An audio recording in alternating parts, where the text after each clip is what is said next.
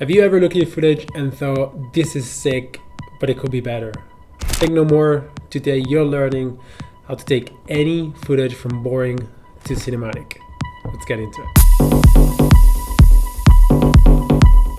So about 60 to 70% of any shots outside, if you're a running gun filmmaker like I am, it's most of the time sky.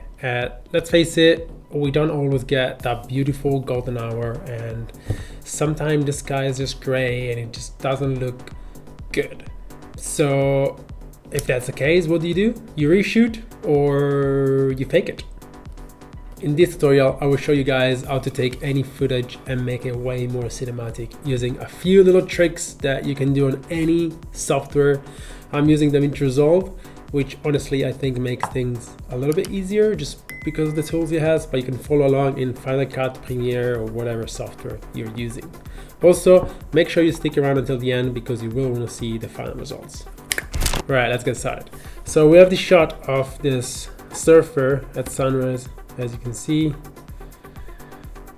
she's walking and it's a pretty decent sunrise, but the light is not great. And I'm gonna do a very quick color grading and see how we can take this shot a little bit to the next level just by using color grade. Alright, we got a bit of color grading done, but as you can see, it's still pretty flat. Like, she doesn't stand out that much, and there isn't really anything going on around, you know, the left side of the frame, the right side of the frame. It's a very nice and minimalistic shot, but it's not great.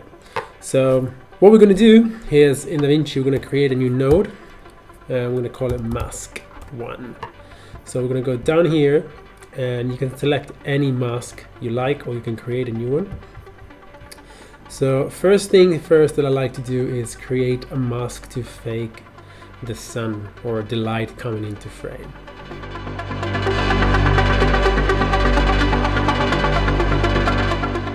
Alright, and if this would be a moving shot, obviously I'm just following her so it doesn't really move the shot, but you can go back here and then track your shot, and you can do the same in Premiere, Final Cut obviously.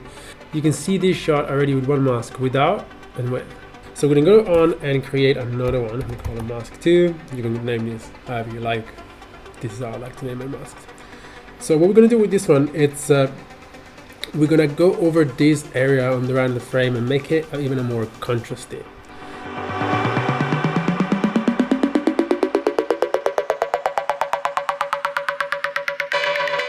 That is it. So that's without a mask, with, without, with, without. So let's now remove both masks. So this how the shot was before, and that's after. Before, after. Before, you can see how flat it looks, and then after it just creates this beautiful shadow and highlights. It just looks much nicer. So whenever you have a shot that you want to add something, I always add highlights mask and then shadow mask. This was the first trick. Let's move on to the second one. All right, now we have this shot of me walking up the mountain with this epic landscape in the back, but there is one problem. It was cloudy. So as you can see, the sky, it's very meh. It doesn't look that great. So what we're gonna do right now is mask out the sky. And DaVinci has actually a great feature. So all we're gonna do is go into color, and we're gonna make sure you right click and add alpha output. We're gonna link that up, and then we're gonna go into the magic mask.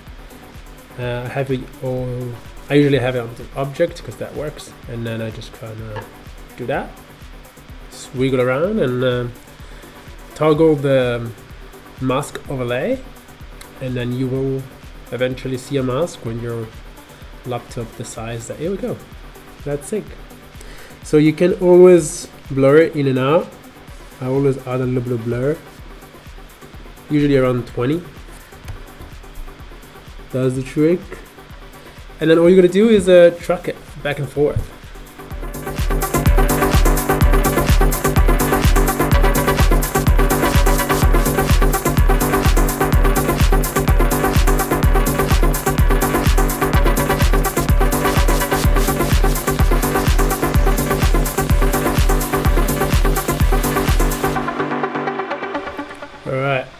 we're gonna scale the sunrise to look like it's actually kind of coming from there in some way. And as you can see now, it all looks weird.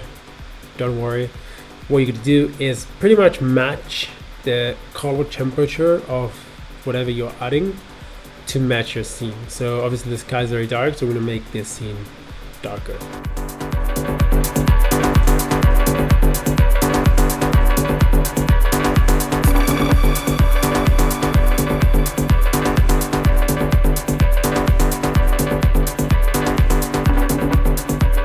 And you're pretty much done. So let's see both the first and the second. How does it look before and how does it look after using these little tricks.